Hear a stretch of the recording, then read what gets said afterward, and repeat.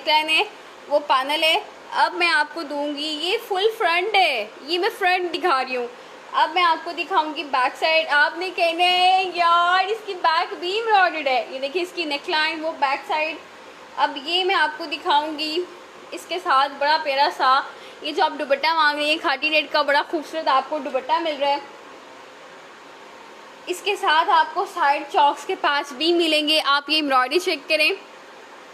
ये इसका ट्राउज़र है, इसके साथ हम आपको पैनल के और स्लीव्स के पैच भी दिए गए हैं। ये आपको दुपट्टे के पैच मिल रहे हैं और ये वाली आपको एंड लेवल वाली ये पैच मिल रहा है पैनल पे लगाने के लिए। और ये आपको दी जा रही हैं बहुत कमाल की sleeves. And this is the superb code. अच्छा, जो आपने दिखाया था ब्लैक एंड वाइट और रेड दुपट्टे वाला, ब्लैक एंड वाइट कौन सा?